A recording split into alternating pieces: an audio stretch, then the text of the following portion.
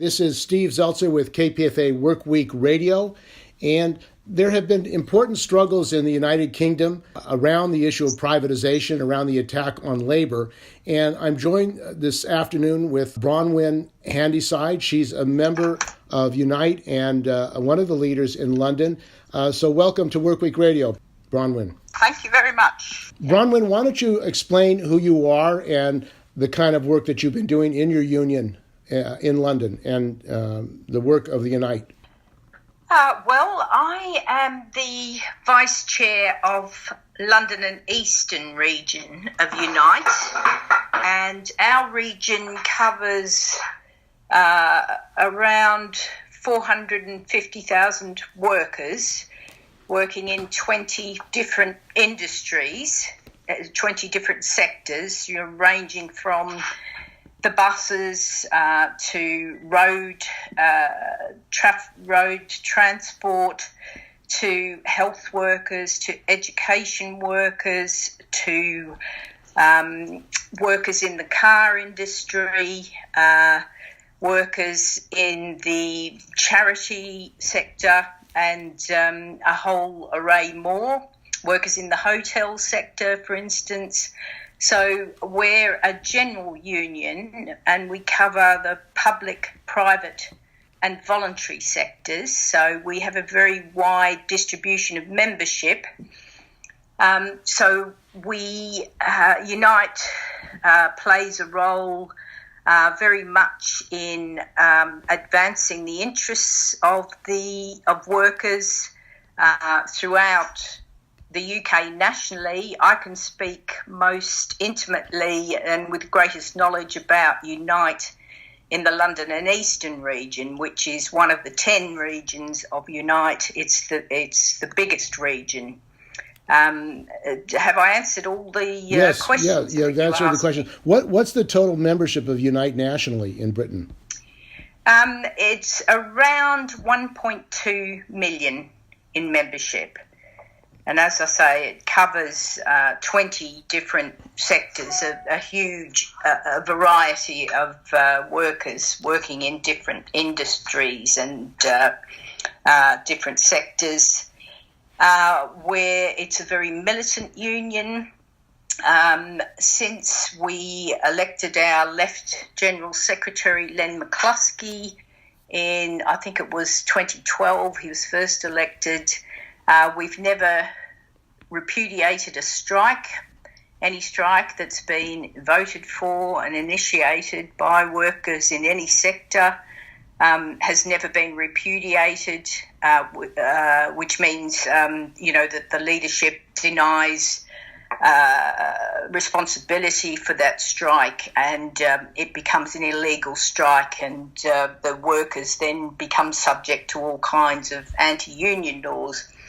Prior to the election of Len McCluskey, there were important disputes were repudiated by the then leadership of our union. So since 2012, we've had a long period of a left leadership in the union. Probably the most important thing this left leadership has done is to take hold of the Labour Party as the Workers' Party, but which for a long period of time, especially under New Labour, under Tony Blair, was not acting in the interests of workers. This Unite has fought over a long period of time to get control over that party and to has done its best to reshape it so that it becomes a tool for the working class and that it acts in the interests of the working class. So you probably would have seen that Jeremy Corbyn has been elected as the leader of the Labour Party and has gone through a whole array of hell and high water, and was supported. One of the major reasons why he remains not just him, but others around him remain in the left leadership of the Labour Party has been through the vigorous and constant support of Unite throughout that whole period. And Unite has not only, in that sense, spoken up on behalf of Jeremy Corbyn's leadership, but we've worked very hard to recruit our own members and to persuade our own members to join the Labor Party in order to make sure that it's changed from the bottom up. And we've also worked very hard to get our members and other members of other unions, working people, ordinary working people, if you like, elected to become MPs, as opposed to those people who see politics and becoming an MP as simply as a career like many other careers.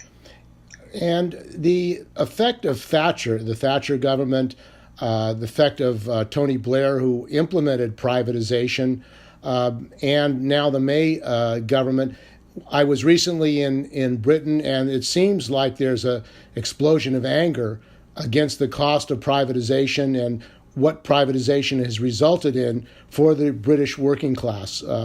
What has been the result of privatization and these kind of policies, which actually the U.S. Supports around the world?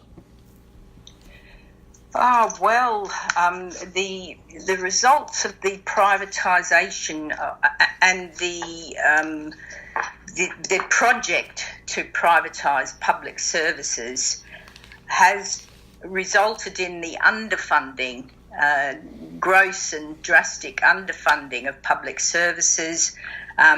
This is with a very clear and thought out political aim, which is to ensure that these public services cannot function in order to meet the full needs of the community. And so the privatisers and the politicians who represent the private companies can step in and say, well, look, this service is not providing everything that is necessary, so therefore that means you have to bring in private companies. And what the introduction of private companies has meant in services like the National Health Service, for example, because private companies, when they cream off a certain percentage of the income that they get from providing services, they cream that off, and that goes off to the people who invest in those private companies. And this means that there's less money to provide services for the people who need those services, because part of it is being creamed off as private profit for these private companies. It's resulted in scenarios in which, for instance, private equity firms have invested in social care companies, private social care companies that provide care to elderly people in homes and in kind of big homes, and also in people's own homes. These private equity companies have stepped in, taken over social care companies, or stolen all the assets, ripped off all the money that it can, siphoned that off, sent it off to its investors, its shareholders, and then has said to the local council, or who is responsible for providing care for these older people, has said, we can no longer provide this care, so we're leaving. And the investors and the directors of those companies have walked away with millions, literally millions of pounds in their pockets. And meanwhile, the local chronically underfunded because of the huge cuts by the Tory government to local government and to national government. This has meant that really cash-starved local councils have had to step in to stop these old people being thrown out on the streets, basically. So that's one example of what privatisation has meant. I don't know if you've seen the reports about the big multinational company Carillion, which has bid and won contracts for services, all public services all over the country. It provides services for hospitals, ancillary services for hospitals. It provides services for prisons, in the education sector, all over the country. And that company, as a result of its profit-making strategy, which has been simply to continuously borrow and to bid what they call loss leaders for contracts, so bid very cheaply for contracts. As a result of its overall strategy, it has gone bust, and all of those services now have to be picked up by one or the other of the public services, which are supposed to, in the final analysis, provide that actual service. So services they've commissioned out to Carillion. There are other companies like Carillion that are under threat, whose finances are wobbly, because they saw as a way of making profit, as a result of private profits falling. They thought they would make money out of the public sector by bidding for these services, and they're now finding that their models of making money are completely wrong and useless and uneconomical, and they're going bust. And what that means is they dump those services, underfunded services that they have provided, at the absolute bottom line, provided, not properly, not fully, not as well as the public sector could have and would have provided it. They're dumping those services back on the public sector. And what is this? What has this meant to your members, the members of Unite who work in these areas, both public and private? Well, it has meant for our members who work for Carillion, for instance, their jobs are have many, some hundreds of them have been made redundant, and it means that for our members working in similar companies, similar outsourcing companies, their jobs are precarious, more precarious than they are at the moment. They're under threat. We're looking at, in the UK, we're looking at a perfect storm of problems, if you like, in the coming year for our members' jobs, because of the state of the economy, which has been brought to a low ebb because of the austerity policies propagated by the Tory government.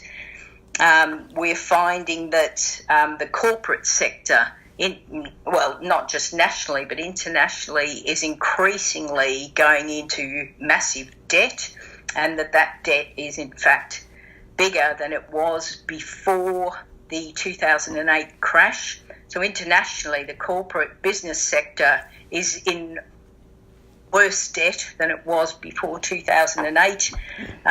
We're facing a scenario where there's a mass introduction of automation. The next stage of automation is thundering towards us, and we have to get some control over what happens with that automation. So it doesn't mean that our members lose their jobs, but that they are able to negotiate and to establish the right, for instance, to have work a 3-day week with no loss of pay, because of the benefits of automation.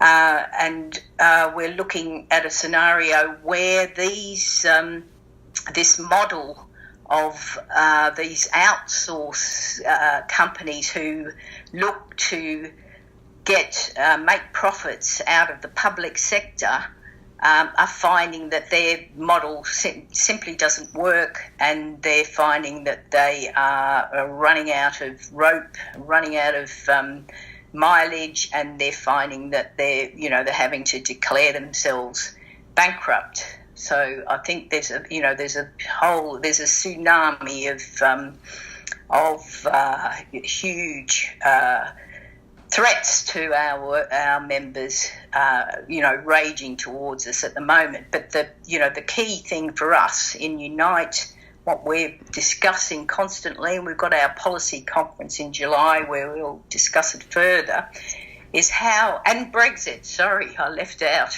Brexit will also have the most enormous impact on our members' jobs. We're looking at predictions and prognostications about the impact on the finance industry. We have members who work in the banks. There's predictions about the impact on the car industry. We have many members working in the car industry. There's a whole array of other sectors in which we have members which will be impacted by what happens with this Brexit negotiation. And what's important to us, the absolutely key thing, is that we need to be able to control all of those processes. We need to understand what they are, and we need to be able to ensure that our union as a collective organisation of workers is able to deal with and to control those processes. I think in the case of Brexit, the work that we're doing towards being able to control that process is taking place and will take place to a large extent through the Labour Party, how that Brexit process is shaped and how it will be, what it will look like. For instance, the issue around the single market, we think, in our region certainly, we think that Britain has to stay in the single market, and we have to, through all of these processes, we have to ensure that the voices of working people are heard absolutely loud and clear and strong. But we think that a lot of that is going to take place.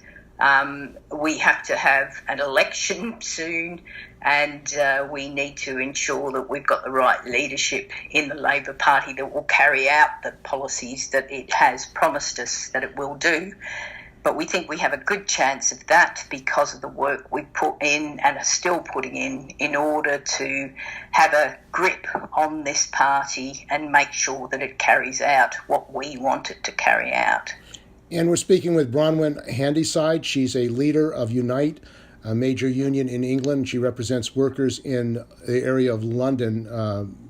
Now, Bronwen, I was recently at the March to Protect the NHS. Forward by your president, you'd be better able to judge the ignorance and the stupidity from which it emanates. It's very hard to know where to start with such a comment because, as you say, even our Tory Prime Minister said that wasn't the case. The fact is that the National Health Service runs on immigrants. Something I think is about 60% of the workforce are immigrants. And it's the taxes paid by migrants to our country that make a major contribution towards the National Health Service in order to keep it going. Words fail me in an attempt to tackle such a completely stupid and ignorant and ridiculous comment. Why don't you deselect him or de-elect him or get rid of him? He's no good for you. Well, he, I think, wants to stay in. He may be impeached, but then he may not decide to go, which would require action by the working class. Now, you were talking about a single market. One of the issues about Brexit is the issue of uniting workers who work for the same multinationals in Britain, Toyota, other companies in Europe, and joint action of all workers in Europe. Is the Unite pushing, or are you pushing for joint action by workers to have one contract for example, all auto workers or all workers in a similar industry, chemical workers? It seems like that you're fighting the same multinationals. Why have separate contracts? Why not unite together to shut these companies down European-wide? Well, Unite over many years has been active in the European Works Councils and active in European-wide trade union confederations, putting forward exactly those positions.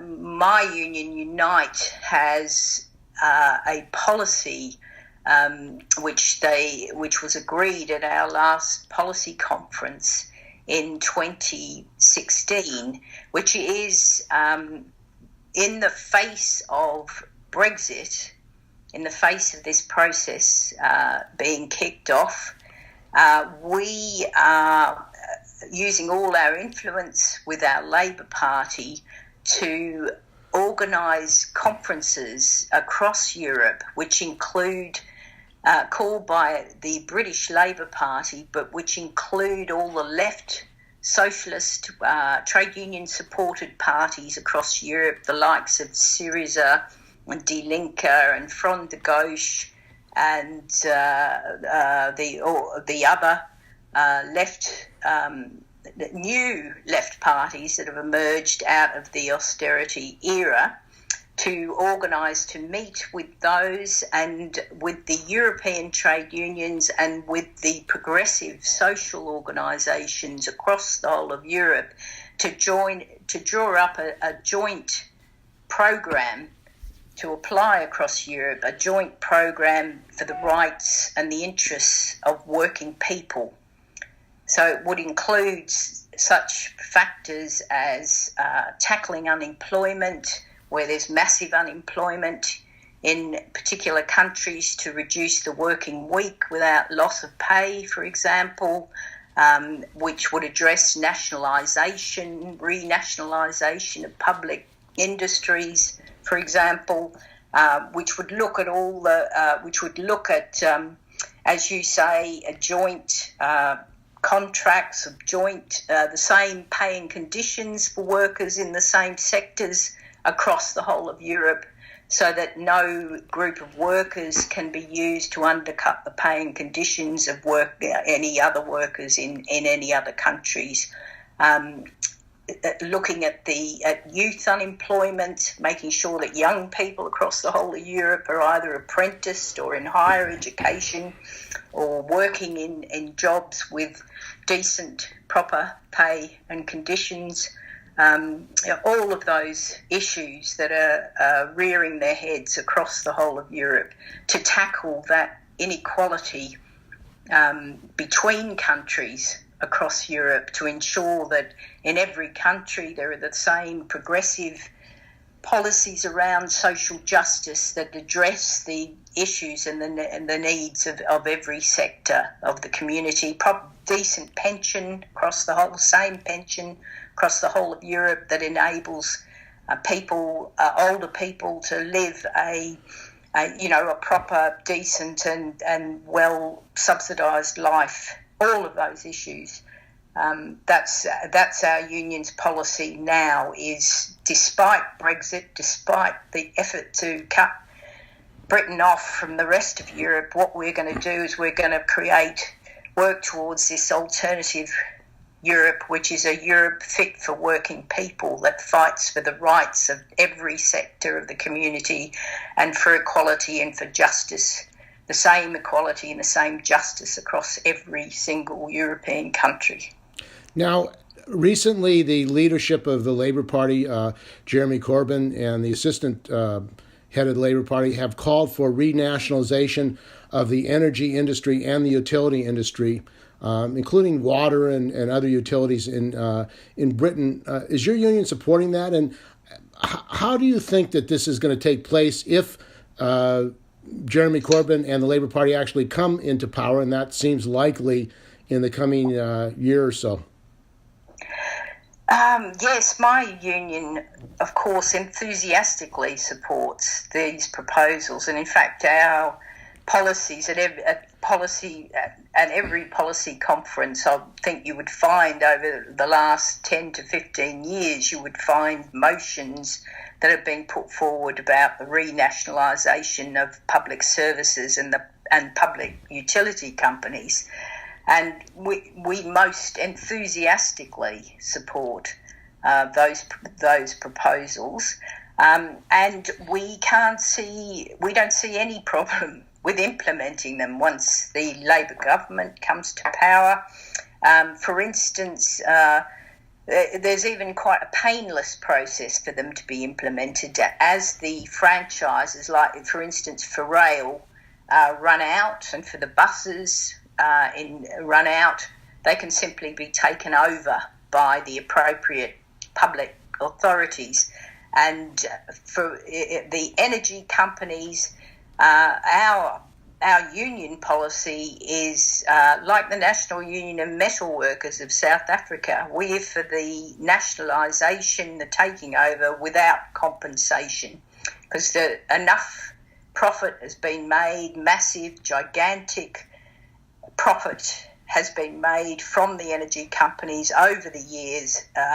So as actually the people who've made, those shareholders who've made profits and those directors and managers who've made profits out of the energy companies should be paying the public back all the money that they've creamed off. There should be an investigation of how the finances of these companies have worked, where the profits have gone, and where the profits have gone to directors and to shareholders, massive profits, then they should be repaid to the public sector, repaid into the public purse, and used for all of the public services. And isn't corruption a direct result of this whole privatization process, where these private capitalists, billionaires, are getting kickbacks and they pay politicians to take over what is public services, and then they give money to the politicians, and then there's a kind of endemic corruption that's going on as a result of this privatization process. The thing, I mean, it has been in certain circles and certain newspapers even, and certain campaigning organisations have highlighted this and exposed this. The fact that, for instance, in the health secretaries of state for health in both in all three parties, Labour, Tory and Liberal Party, have gone on, after being Minister for Health, have gone on to work for pharmaceutical companies or private health companies, which are busy privatising national health services across the country. So it's quite visible that the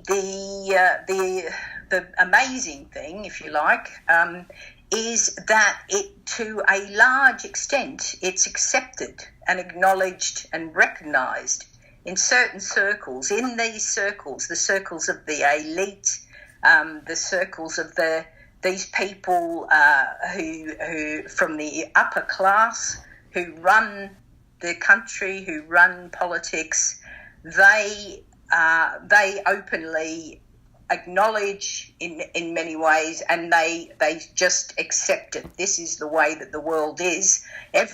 People are corrupt, and they will make deals, and as you say, in the private sector world and the world of private companies, this is what happens, offshoring money and tax evasion and so on and so forth.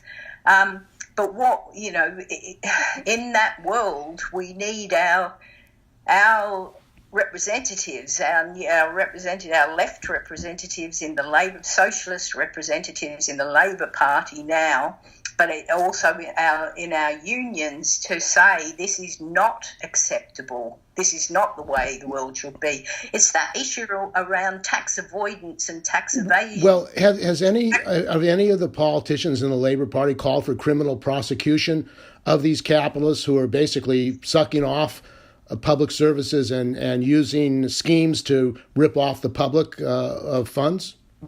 I don't know, I haven't seen any of the politicians do so as yet, but as part of the policy of our trade union, there are motions going to our policy conference calling for that, for prosecution and imprisonment of these people, for instance, who in the case of Carillion, that huge outsourcing company, there were people who bet on its crash, who bet that it would financially collapse, and there's a phrase for it, something like short betting. So these people just bet on the stock market that this company would collapse, and they walked off.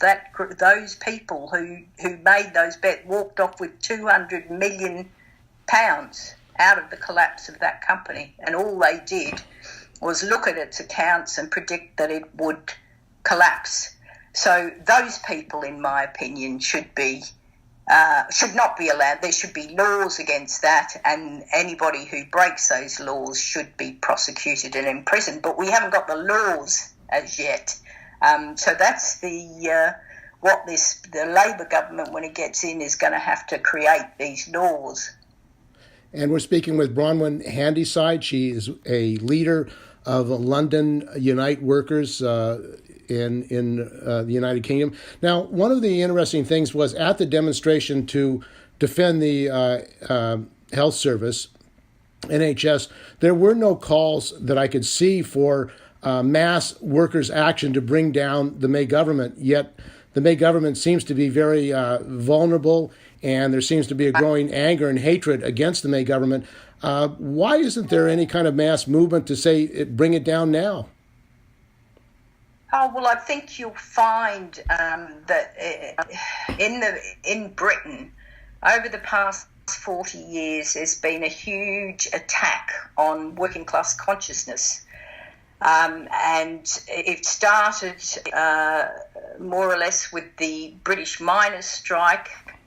All the big battalions of the working class were defeated in a long series of strikes over a period of some 3 to 4 decades. That had a huge impact on the consciousness of workers. And during that period also,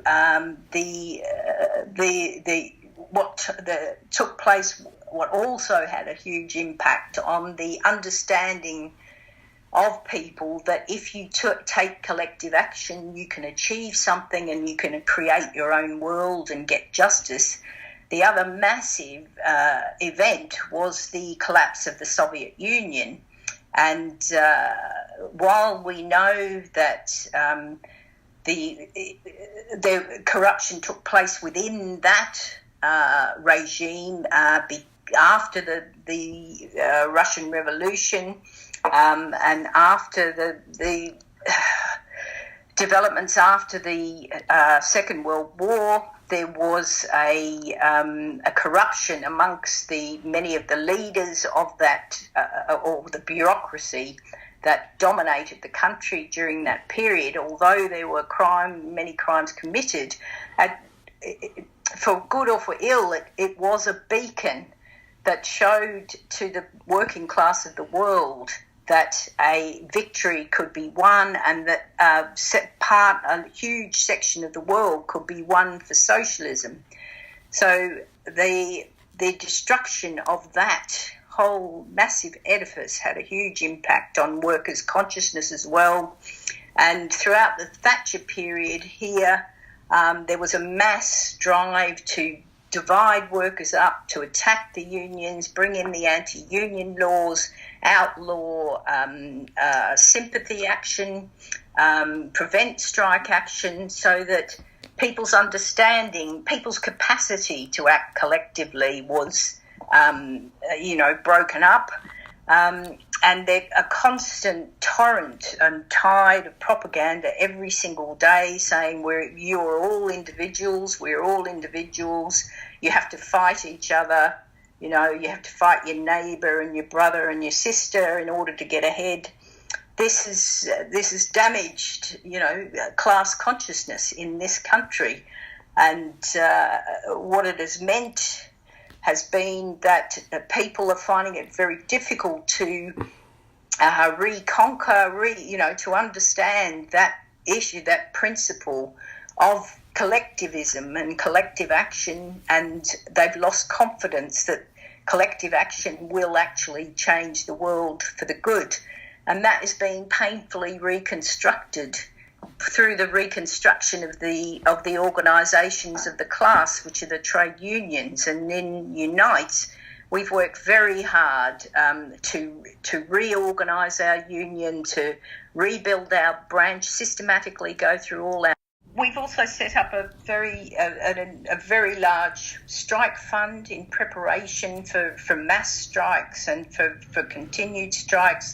We set up strike pay for any and all of our members who decide to take militant action in defence of their rights, so that everybody is entitled to strike pay from day one of their strike, so they won't be driven back to work through poverty.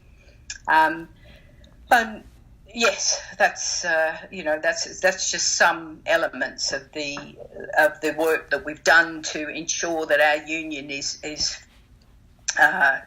ready, robust, and ready and fit for purpose, and ready to fight the line, fight the battle. We've also identified the key areas in which we have groups of members which, if those members take strike action, don't go into work, then very key areas of the economy will shut down. So we're very well aware of where those members are. There's not in some industries there's a very tiny number of them. So, but those workers are absolutely key workers in terms of being able to shut down whole industries.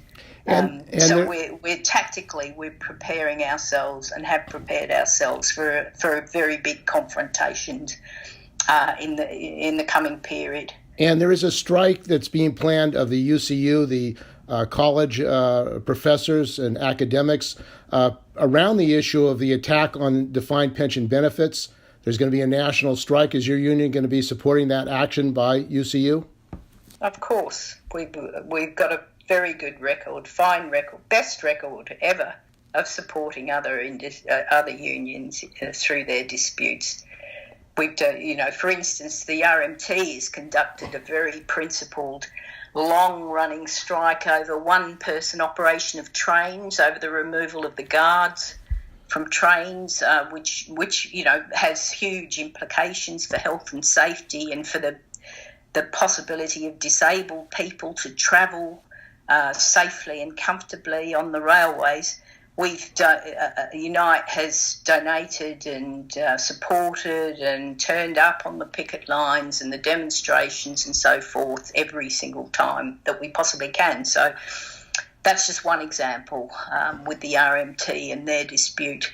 But we've donated. I think my own individual branch has donated towards the UCU strike. And, of course, there's an attack on defined pension benefits for all workers in Britain, probably trying to get rid of it, so that you're put on a 401k or put on a pension plan based on the stock market. Absolutely. You're talking about defined contribution or defined benefit? Defined benefits. They in other words, they want to say that you're not going to get a defined benefit at the end of your retirement. Yeah, your benefit will depend on where the stock market goes. So yeah. Now, the last thing I wanted to talk to you about is the question of media and propaganda. The BBC played a role in attacking Jeremy Corbyn. Even the coverage that I saw when I was there of, for example, the march against to defend the NHS and the attacks on the NHS, it seemed to be rather one-sided. They don't seem to have Jeremy Corbyn or union people who are taking the side of workers on the BBC, and corporate media seems to have an agenda to support capitalism, support the billionaires in general. What is the view of your union about the whole media propaganda situation in Britain, and also a working class alternative, workers' media, workers' channel, to counter these ongoing propaganda against working people? Well, in Unite, in London and Eastern region, we are putting a lot of emphasis on social media. This is a kind of a democratizing tool in terms of public propaganda and getting your message out, particularly to young people.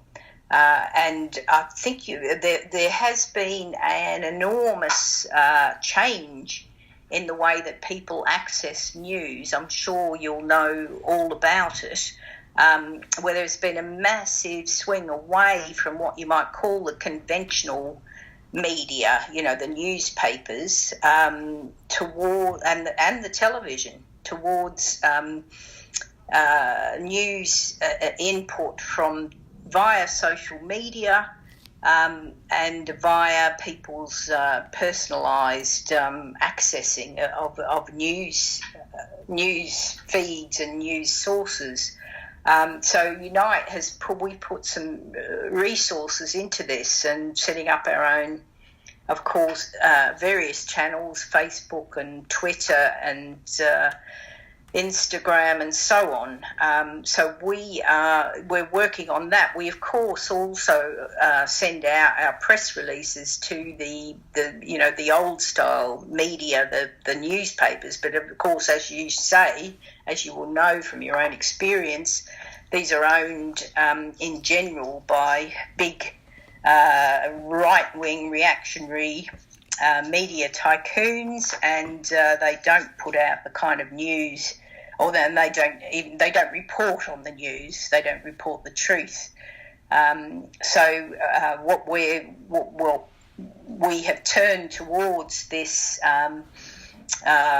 medium of social media to more citizens media, citizens news, citizens journalists, to try and get our message across, far and wide, and in particular, we're hoping to address young people as well through those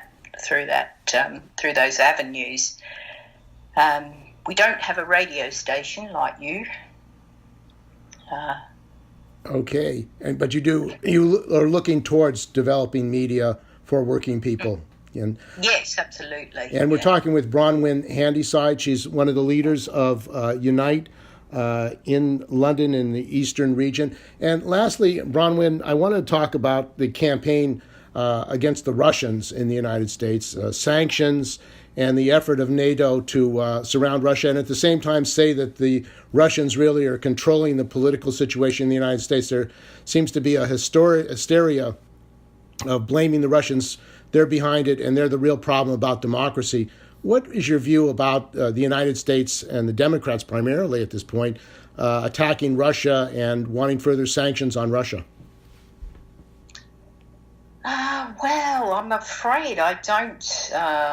All I know is what I have seen in the news so far. So I don't have any kind of inside knowledge about what actually is taking place. I'm finding it very interesting. I know that there is a television channel, Russia Today, which is very much a Putin-supporting channel, and quite reactionary in much of its output. And that looks to find people in progressive campaigns and in the trade unions here in the UK in order to get some kind of criticism of the government here. But I don't know, I really don't know enough about, but I am fascinated by the information that's about the troll farms and so on. But I don't know if you've got more insider information about what is actually taking place. Well, I think the political focus has been that unlike supposedly the United States, Russia is interfering in the internal affairs of the United States. But in reality, the United States has tried to set up regimes, and Ukraine has set them up and spent billions of dollars intervening in the Russian situation with Russian officials, Yeltsin. So, it's a double standard. But there has been a big anti-Russian hysteria in the United States, blaming Russia for the problems in the United States. It's really dividing, that Russia is dividing people rather than the actual social and economic conditions in the United States, which are dividing people. Mm-hmm. Mm-hmm. Okay, yeah. So what do you see the future of labor internationally? As you were saying earlier, you're for united action with the rest of the European workers, but there is an international struggle against privatization. There's an international struggle also against war, the danger of imperialist war, and the role of NATO. What is your view about uniting workers internationally in action against the danger of war and the attacks on workers through privatization, deregulation, and other such policies? I think it's a really excellent idea, and I think that's what we all should be in our individual countries, is something that we must be working towards. And I think over the last 30 to 40 years, there's been a process in which various structures have been set up through the trade unions, international structures, and through lots of other progressive NGOs and social movements. There have been international organisations and groupings set up, and through political parties, of course, left political parties, internationals have been set up. But I think that what has been missing, what has dwindled away, if you like, over that period, has been this understanding of the class, of its own, of it being a class for itself, that it can act collectively, and that it can reach out and it can change the world. So I think that consciousness is beginning to redevelop. I think that here in the UK, we're rebuilding the trade unions. Along those lines, we're in the process of redeveloping that class consciousness, which is the absolute key and bottom line. That understanding that there is, in the world, there are two opposing classes, and they are irreconcilably antagonistic to each other, that the interests of the ruling class are, as you describe it, the interests of privatisation and private companies. I would kind of give it a bit of a short name and call it the ruling class. The interests of the ruling class are absolutely opposed to the interests of the working class, and the policies that this ruling class is putting forward is bringing about the destruction of the world and the destruction of all the productive forces that humanity has developed over the thousands of years. That ruling class is now in a process of destroying what humanity has developed, and that it is the working class is the only possible solution to this crossroads, to this awful dilemma that we find ourselves in, and that the working class must organise itself internationally to challenge and to defeat that project that the ruling class has now, for good, conscious or unconscious, which is the actual destruction of the whole world.